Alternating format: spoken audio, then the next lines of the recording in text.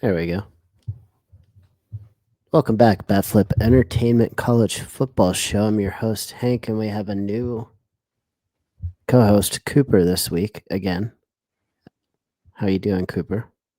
I'm doing good. Sweet. Been enjoying the college football season so far. Excited to talk to you about it. Yeah, apparently Adam's never coming back, so we'll see what Cooper can do with us. Yeah. This week we're going to talk Heisman contenders, a couple injuries. We had another coach firing with Gundy. What teams are for real, what teams aren't. We had a couple more tests this week, and then the big test, week 5, coming up. You got Oregon, Penn State, LSU, Bama, or LSU, Ole Miss, Bama, Georgia, all those big games. So, since you just said it, I wanted to get into Heisman contenders. We got the Mhm. front runners with Mendoza and Beck. Batir's hurt now. We'll get to that. But what's your dark horse? Since I just heard you say that. I've been thinking about it a little bit, and I got a dark horse in Dante Moore. I really think that that might be a sneaky good pick from Oregon over there. He'll have his first big test this weekend Mm-hmm. Yep. against Penn State. Mm-hmm. At Penn State in the whiteout. Mm-hmm. Do you think Moore's up there just behind a few of the non-quarterbacks right now? Yep. Definitely a dark horse. Kind of sitting in that Ashton Genty space, I would say, from where Genty was early in the year last year. Mm-hmm. If he continues to play well, beats these good teams, he's going to shoot up those lists. Yeah. Right now, I think Mendoza's got the best odds, and then back right behind him, but Mendoza is absolutely lighting it up. 78% completion percentage, 975 yards, 14 touchdowns, no interceptions. Granted, he hasn't played the stiffest of competitions, but even when he got Illinois, absolutely throttled them. Mm-hmm.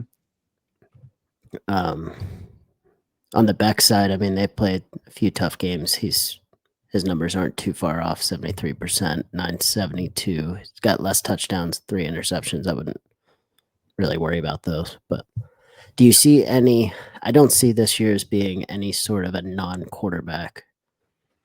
I don't see one of those running backs or wide receivers that are standing out that could possibly run into that.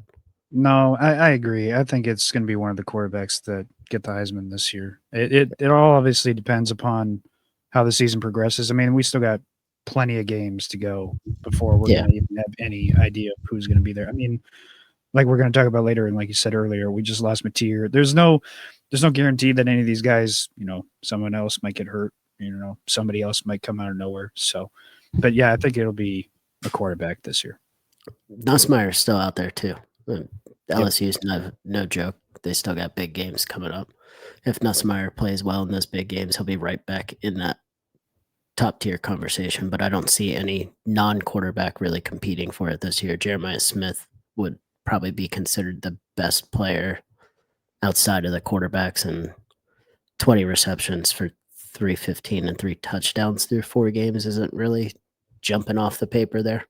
No. Even Devontae Smith's year that he won with Bama, he's not even putting up numbers close to that at this point. Yeah. Too good a quarterback play thus far. Yeah. Going back to Mendoza, let's start with Mendoza. Indiana playing Illinois last week. What was that? 63 to Yes. 10. Yeah. Yeah. Illinois was ranked number 9 in the country. Mm-hmm. Overrated a bit, probably. I mean, it's by the time you get to week 6, I would say it's when you start figuring out where teams should be. Illinois is a top 25 team, but number 9 is probably a little bit high. But 63 to 10 against conference team is not normal, and it was every facet of the game. It was unbelievable. I think they rolled up almost 600 yards, like 580 to 170 yards of total offense for Illinois. Yeah. Illinois had 2 rushing yards. I watched about 3.5 quarters of that game, and it was like every time I looked up, they were scoring another touchdown. It was getting sad. It was every way possible, too. Yeah. It wasn't. I mean, Illinois didn't move the 7 sacks. Sorry. Indiana had 7 sacks on them. They had 2 rushing yards. That's Mhm. the I mean, I know sacks in college count towards your rushing yards, but 2 Yeah. total is insane. Yeah. I know you're playing from behind and everything, but Indiana looks like the team that they were last year again, even with the transfer in, new quarterback transferred in. Mhm. But I guess curious to see how they fare against the bigger teams going forward. Illinois, again, like we said, ranked number 9. Not quite a top 10 team, I would say, but you got Oregon and Penn State left on the schedule. I believe playing both on the road in Mhm. Eugene and in State College. Which one of those games do you think they might have a better chance of winning? Um, If I not mean, both, it's tough. maybe they If are the best team in the Big Ten. if we're going by what I think Indiana's schedule, like if I were to predict Indiana's schedule, is what you're asking, Yeah, pretty much. I'd say probably they beat Iowa. I'd think they'd lose to Oregon. Um, I'd think they beat I'm Michigan ass- State. They yeah, I'm beat assuming they UCLA. beat everyone. It would be the Except 2 toss-ups are Oregon and Penn State. Do you think that they can get either of them? I don't think so. I think Yeah, Oregon's a good enough team right now. I'd take Oregon and Penn State right now. I really like Penn State a lot. Like I feel like personally, them being at 11, I think they are. Like if you're looking at the polls, I like them a little bit better than some of the teams that they're behind. But personally, no, I think those are going to be. I think they'll win every other game, but yeah. I think they'll lose both Penn State and Oregon. I would say comparing to last year, and again early, but comparing to last year, yeah, Indiana rolled through their regular season schedule. The issue when they got to Ohio State seemed to be the trenches. It Hmm. just looked like it was a stalemate. They could get no push on either side of the football. Yeah. Knowing Brett Bielema and his, I mean, tough nosed teams, you'd expect them to have good line play. And what Indiana did to them last week tells me that they're better in the trenches than they were last year. Hmm. That may fare well against an Oregon, I would say. Hmm. Penn State known to just not come through in big games at times, but usually that's against Ohio State. They can usually handle business against the other good team, like your Wisconsin when they were good, or Michigan State, something like that when they were top 25 teams. I would Hmm. say Indiana looks better in the trenches this year. I think they're a better team overall than they were last year. If they're going to get one, I would guess that it's Oregon. I'm not fully confident in Oregon yet. I'm then I think I'm a little bit more confident in Oregon than you are. Then I don't really think they have. I mean, I don't want to sit here and be like they got no shot, but if you're to ask me, you know, I would probably still take Oregon, no matter even if they, like if you were to say bet on it and Oregon gets, 4 or 5 points, I'd take Oregon over Indiana. Yeah, I got you. All right. Other Heisman, we noted that Mateer got hurt there. He'll be out for a month. I believe it was surgery on his hand. Correct stats department. Surgery on his hand, broken bone, out a month. Mm-hmm. How does that affect Oklahoma?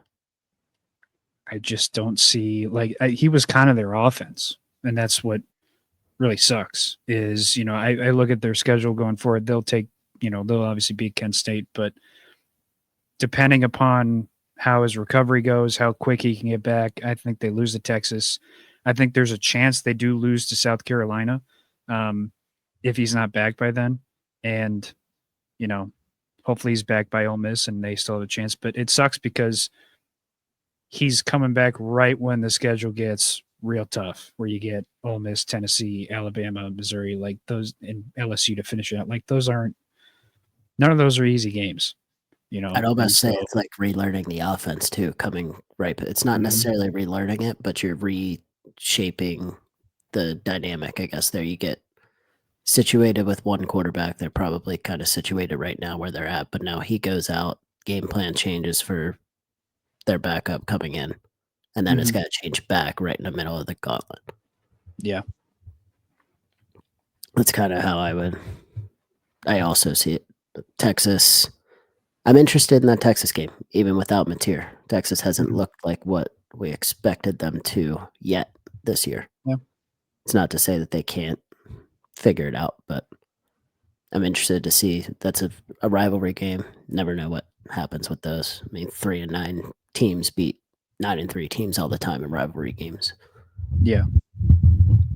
I'd I feel like the Texas thing, like it took them a bit, it's there's times where like freshman quarterbacks come in and they don't it takes time to get used to it. No matter what you do, whether you take the step from college to pro or high school to college, like it's a different game when you take that next step, no matter where you go. So it takes some guys, it takes time. And I think that was the deal with Texas and Arch Manning right now. I feel like give him a couple more weeks. And again, it sucks because it lines up right when they're going to get to Oklahoma. Like, I feel like they'll start to really get it. They'll start to get that team together, and Oklahoma will face a much more ready Texas team with Arch Manning. I agree. And I know that people I we overblown, I guess media overblew the Texas playing Sam Houston State. As a huge Sam Houston State fan myself, Yeah. watches all their Wednesday night games. That still has Sam Houston State. I don't know that we need to get all bent out of shape that Arch had a decent game against a Yeah. mid-level group of 6, 5, however many conferences it is now, and Yeah. then taunting a guy that was in the end zone when he already scored, kind of thing. Yeah. We'll see what happens when they get back into solid competition. You did note South Carolina. You thought that might be a tough, tricky game for Oklahoma. Yeah. Yeah. South I mean, go ahead. South Carolina, to me, good. Yes, I'm very confused on them. So they were up there, ranked 10th or 11th when they played Vanderbilt. Vanderbilt blew the doors off of them, but that was after Sellers got hurt. So their starting quarterback goes out. Vanderbilt, who I already thought was kind of disrespected not being in the top 25 anywhere, came in, beat them by 3 touchdowns. Sure, you put some of that on the starting quarterback going down, coming out. But the next week, South Carolina is not ranked. You go from 11th to not ranked, losing to a pretty decent team without your starting quarterback. I'm not. I agree with you that they're a tough team, but I'm curious where they really sit. Like, I think they're a top 16, 17 team, but they're not getting the respect that they deserve either. So I do agree South Carolina could certainly be a trip up there for Oklahoma. Yeah. For sure. I mean, It's the SEC too. yeah. And it's tough because, it feels like I was saying earlier, like it all depends upon how this next week really goes, and how these next couple weeks really go, and how Oklahoma really looks without, their main guy at the helm. And that's going to be, the interesting part. I mean, I feel like it's not going to be, like not South Carolina isn't going to walk in there and, blow doors off them. It's going to be much more of like it'll be a nice, close, competitive game, I feel like, compared to what I feel like it would have been with Mateer still starting for him. Oklahoma's flipped, obviously, since Lincoln Riley left. The offense left with Lincoln Riley, and the defense came with Venables. So it's a different team. Defense will keep you in any game. It's Yep. what can they get out of that offense? Can the running game come along without Mateer? I mean, Mateer, I think he had over 300 yards rushing already in the year. Yep. Um, Not to say that, I mean, their running backs, I'm sure. I don't think he's the leading rusher on the team. I could be Mhm. wrong. Someone could fact check that for me in the I background. know I saw a stat that like their running backs are like 130th in average yards per carry right now. So like that's where it's tough. Where like It very well could be then. Maybe he is leading rusher for the team. I should know that. yeah. Mateer leads the team with right around 200 yards. All right. Yeah. There you go. All right. So, yeah, that is a lot of production to replace, though. Yep. Oklahoma could be staring down the barrel of their playoff hopes for the next 4 weeks, though. Yeah. Speaking of playoff teams, I wanted to touch on Miami. Last week, Damien and I talked about Florida and the USF Florida game. That was probably 2 weeks ago that we kind of asked, did USF beating Florida say more about USF, or that Florida was kind of still what we thought they were? It turns out that it kind of just put Florida back where they thought they were with USF's result against Miami 2 weeks ago. They got their doors blown off, and then Miami comes in. I wouldn't say they blew the doors off of Florida, but they handled their business and got that done. Pretty dominating fashion. It was rainy, very wet. I mean, the score wasn't outlandish. It's 26-7, but is Miami for real finally? Are we ready to say that? They've played teams, they've played good teams, and they've passed all the tests thus far. I would say this is probably the week where you'll, to me, find out for sure if they really are for real or not. To me, I think this is the week. If they play really well this week, then to me, I would say yeah. Florida State in Tallahassee. It's another one of those. No, that's 2 weeks from now. Florida State in Tallahassee. Oh yeah, yeah. Next weekend. Good point. Yeah. I do agree with you. But that's another team that's, where do we sit on Florida State? They ran way up because they got a big win. They ran way up the rankings. They were still 2-10 last year. Where does that team sit between? It's not unheard of. I know Damien and I touched on this too. It's not unheard of for Florida State to do, I don't know, 3-9 one season, and next season they're 11-1. Yeah. You're going to see it more often now in college football with the transfer portal and everything. The huge turnarounds. Indiana did it. Florida State seems to be doing it right now. But yeah, I think in that game you're going to figure out which team's true title contender and which one's not. Yeah. And I think really, I mean, my perspective on Florida State is I feel like they're more of a fringe playoff team if they are going to be a playoff team. I mean, looking at their schedule, I mean, I think they take Virginia this week. Miami, questionable. If you were to ask me to take who I would think would win, I'd take Miami over Florida State personally. I agree. I mean, the rest of the games, I feel like they could run the table after that. And ACC is a weak conference. Yeah. When it boils down to, I mean, it's been Clemson and no one else for a while there. Yeah. Florida State, Miami might be the de facto title game, so to speak. It depends how the rest of that conference unfolds, or they could have, I believe they did get rid of the divisions. Double check that for me also, Dave. I believe the divisions are gone, so it's just the top 2 teams you're looking at. Could have a rematch, Miami and Florida State, later in the year for the conference title too. But you also, there's 16 teams in that conference now. I don't know how the tiebreakers necessarily work. One of them loses, and then you got another team that only has one loss. I'm not sure how those tiebreakers work, but yeah, it's a Miami Florida State conference for as far as I'm concerned. I don't see any other team that can compete with them. Yeah, I would agree with that for sure.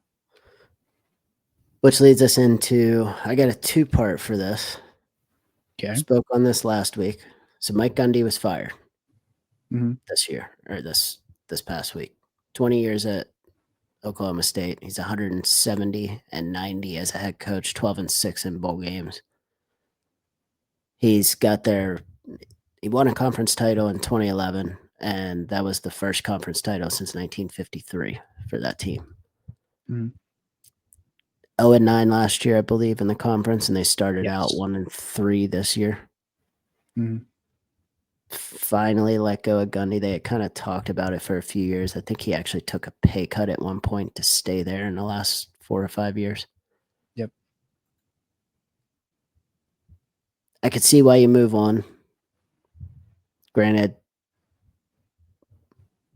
I've been met with some pushback on this take, and we see it again here with Dabo. I think you're in similar situations there. Mhm. Dabo loses his third game of the year. It's the worst start since I don't know 2004 or something, 2009, Mhm. 2004, somewhere in there. Is it time to get rid of Dabo, like Gundy? So I think no. And the reason why is that it's maybe it's not a fair question, but the question that I come up with is like, what's the alternative? Who out there are you going to find that is going to be nearly as good as a Dabo? Now, we're not at this point yet where Clemson has fallen so far as to be anything close to what Oklahoma State was last year and so far this year. It's a rough start. Um, to me, the track record, at least with Dabo, I would say, I mean, if it gets so bad that say it's like just like Oklahoma State, where it gets so bad where they go 3-9 this year and they start off next year, another 0-3 start or something similar to that, I would think that okay, something's going on. He's obviously not taking to what college football is evolving into with the transfer portal and such. Maybe you would consider moving off of him, but I mean the amount of championships that he's brought that team, and you really kind of think about it when you think about powerhouse college football teams. I mean, he's kind of carried that school for a long time, and to just kick him the door because of one rough start, you got to give him some more time. I think he's earned and deserved that for the amount of years of really good football. That hey, give the guy some time. He's obviously shown that he's a very good coach. He can recruit. Um, give the guy at least a little bit of time. I agree. And on that note, did you think it was time to get rid of Gundy for Oklahoma State? Was that the correct move? It's tough because the years previous, I mean, they weren't. He's not blown us out of the water. With the amount of wins he's getting, and last year was real rough, going 3-9, like we talked about. It's tough because do you let him play out the rest of the season in the hopes that maybe he can turn something around, or did it just get so bad from maybe whatever we didn't see or hear about that like team morale is so bad, or just like the feeling within the school is so bad that it was time to move on? I don't know. Personally, I would have, and this is just maybe a me thing. I like to let people play out the rest of the season and see how the end of the year is versus, unless it's so bad that like the team is there's no hope. The That team has he's given lost up the on team. him. Yeah. If it's gotten that bad and we didn't know about it, that's different. But if the team was still behind him and, you know, again, he's kind of one of those guys that for me, I feel like you at least deserve to finish out the season, and see how it ends. If it ends with another 3-9 season, fine. Get rid of him then. But 20 years there. He played at, let me do a little quick math here. sure. He played at a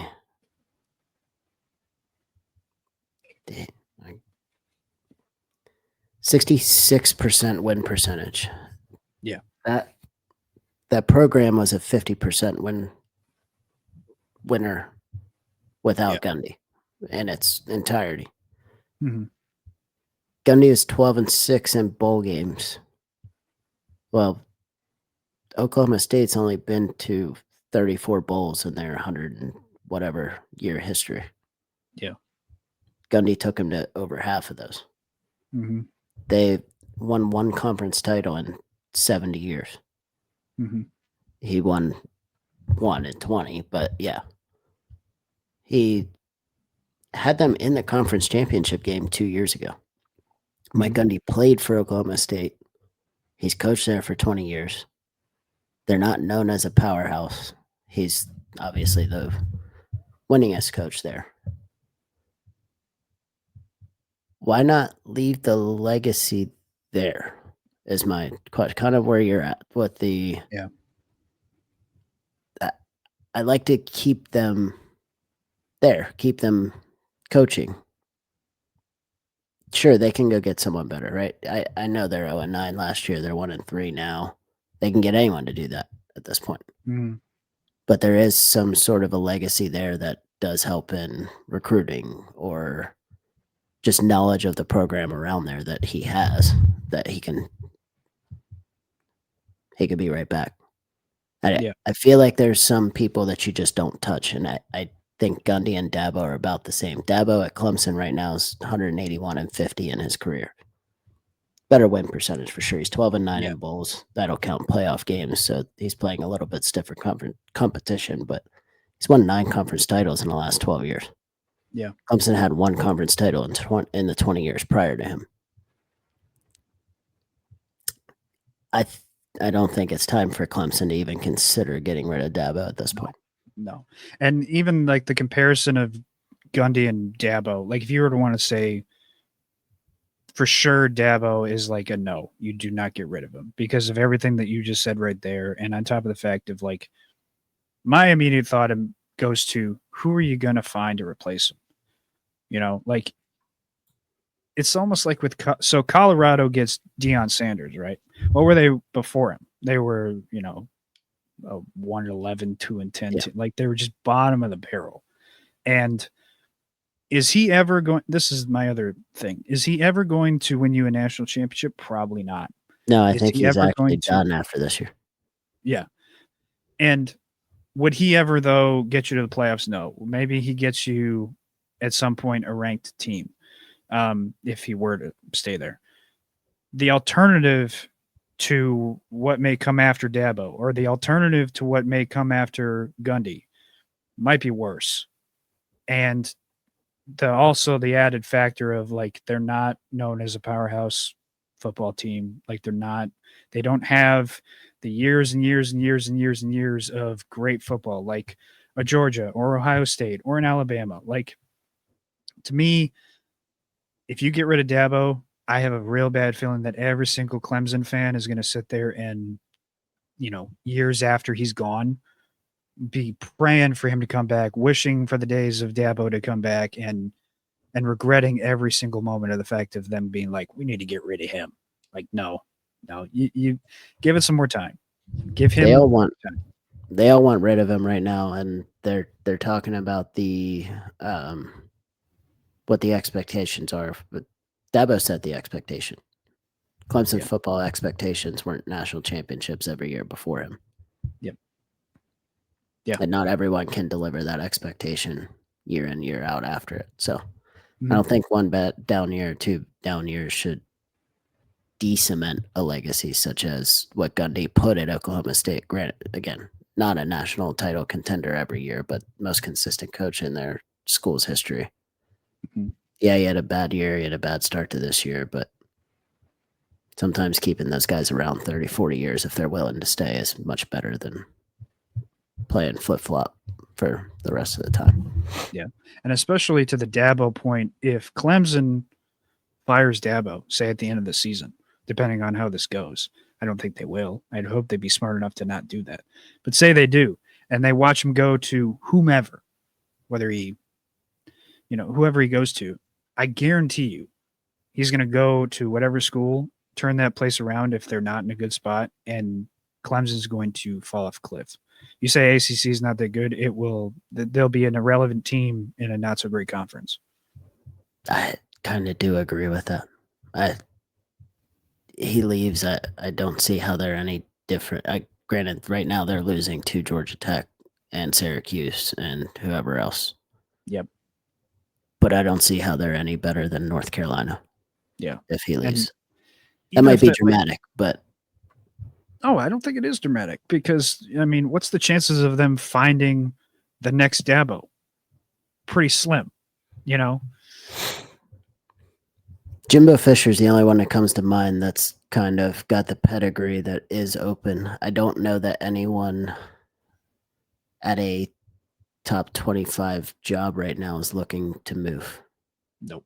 I think we had talked about previously, maybe last week, we had talked about Shane Beamer going to Virginia Tech from South Carolina, but sort of makes sense with the family history there. Yep. Also, I wouldn't consider Shane Beamer a top tier national title type coach, but No. yeah, usually when you have those big jobs, you're not looking to switch to a different big job, and I don't think there's any stars. I don't see any coaching stars waiting in the wind anywhere No. necessarily. No. I think everyone's kind of pretty cemented where they are at. Mhm. So, Yeah. that was the week 4 recap. Essentially, it wasn't too many big games. We had the blowouts, we had the firing. We still have question marks for some of the bigger teams, but Mhm. we're about to answer some of them going forward into week 5. We got the three big games there: Oregon State, Penn State, LSU, Ole Miss, Bama, and Georgia. I'd like to start with Oregon and Penn State, 7:30. We are Saturday night game. Yep. Penn State's a 3.5-point favorite at home in the whiteout. They finally decided to play a ranked team in the whiteout, even though they usually like to make sure that they can beat the Minnesotas and the Wisconsins of the world, Northwesterns, for Mhm. their whiteout game. They don't like to lose that one, so they meticulously pick and choose who they want to play in the Mhm. whiteout. This time we got a real game for a whiteout. Oregon. What's your thoughts there? A couple things. Number one, as far as like the line, personally, I have Oregon right now over Penn State. Although it really kind of is a must-win game for Penn State. I mean, it has been a known thing for the last God knows how many years that James Franklin's been at Penn State that these big-time regular season games he loses. I don't know. I don't know what the number is, but like it's a known thing. I think it's 1-11 against Ohio State, 1-12. Yeah, and for him, like Drew Aller to me, I think he's going to be he's a decent quarterback. I think he'll be, one of the top end picks in the draft next year. You got the advantage of quarterback to me. And on top of that, like you're at home, it's a big time game on a Saturday night. You gotta win this. I mean, this is your best shot to me in a long time to really be not only a top end team at the end of the season, but really have a chance at the national championship. And if James Franklin's ever going to get this team to take that next step, like this is one of those gotta have games. I agree. I mean, if this team's going to make the playoffs, it's got to win this game because I don't see. I'm still not sure that they can beat Ohio State. That's the problem. This is the Jim Harbaugh with Ohio State all over again until he flipped that script. Mm-hmm. I think Penn State can beat Oregon. I'm not as high on Oregon as I have been previously with their other teams. I think Dante Moore still has to prove something, right? Yeah. I sat behind. He was there last year and sat behind Gabriel. I'm like 98% sure he wasn't too good at UCLA. He did start half a season there, 3/4 of the season, transferred in, sat behind Gabriel. I still need to see something from him against a upper echelon team. Yeah. What a better way to figure it out besides a white out there. Interested to see how the speed meets the physicality. I mean, that's usually what these two teams are known for. It's a different dynamic for sure. They did play the Big Ten title game last year. Decent game. And I think they were pretty evenly matched at times. There was a few things that went one way or the other way.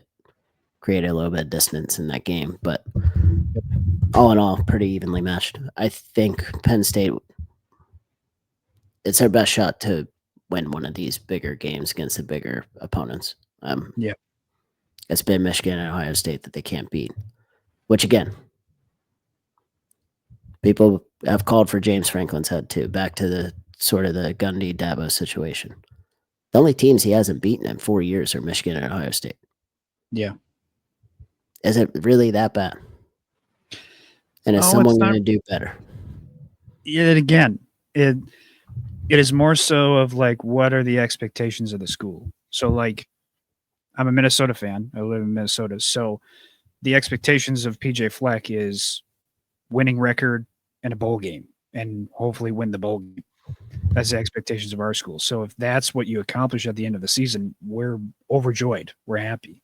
But are the expectations of Penn State to, I mean, you can do it for how many years and get so close? You would hope that at some point after the X amount of years you're there, you would figure it out. You break maybe through. Take that next step. Yes.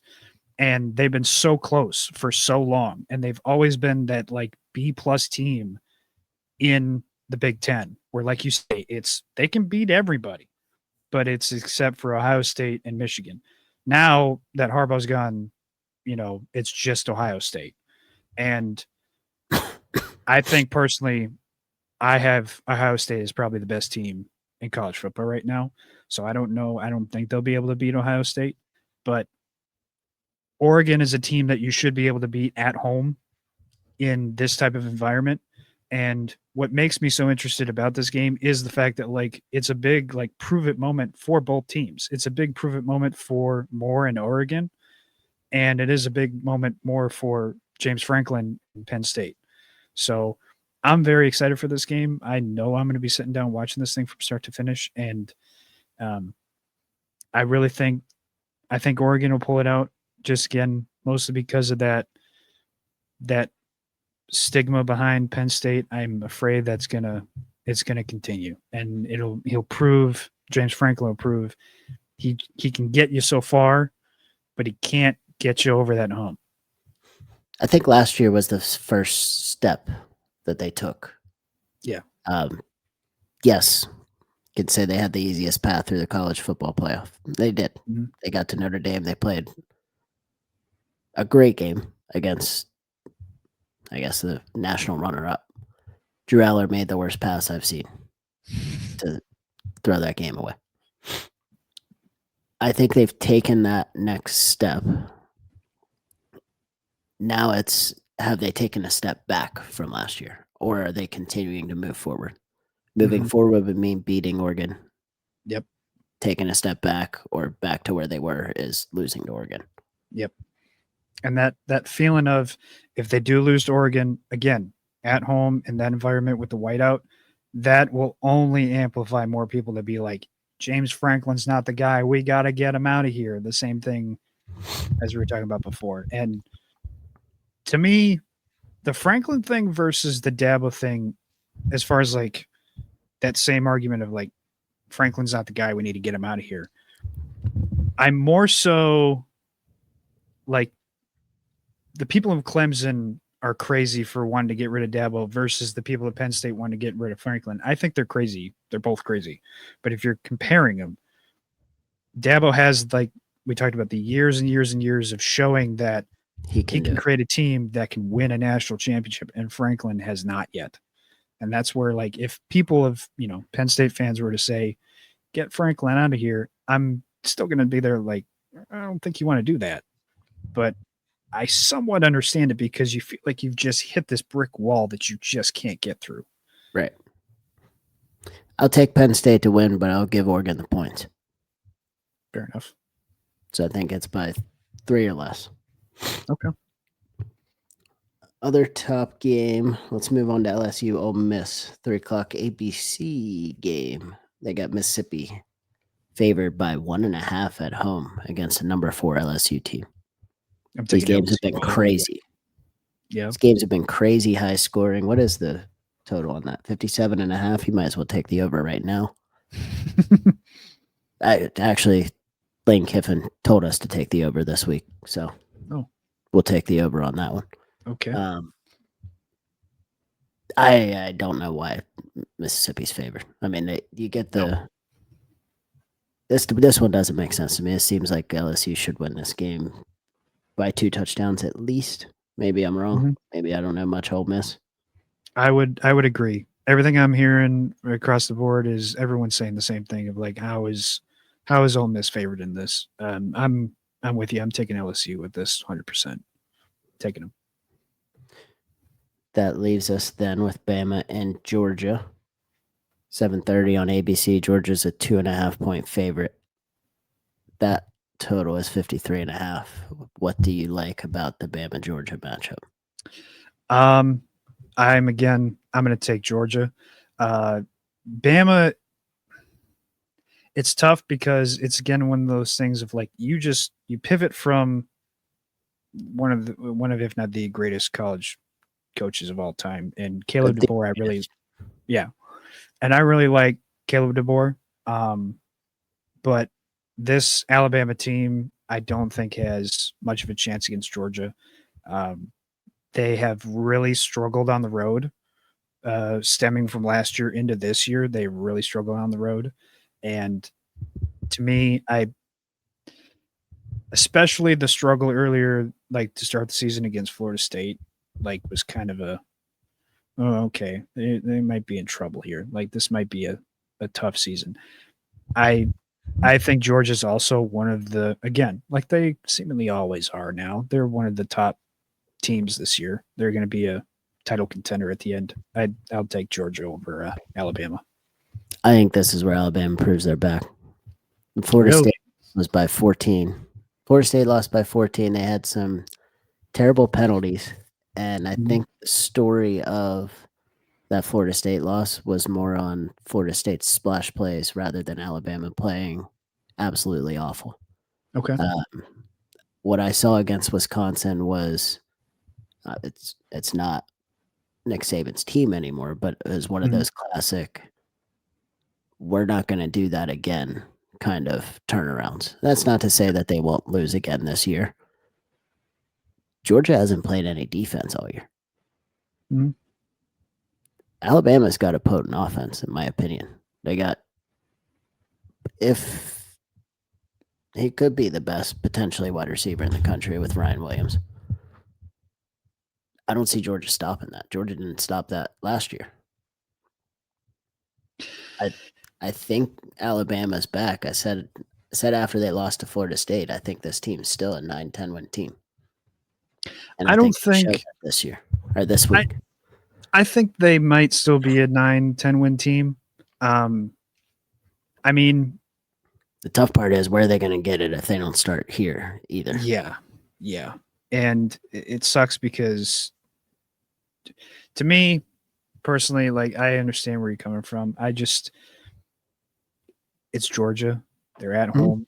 Like it's to me, I don't see them taking this game lightly.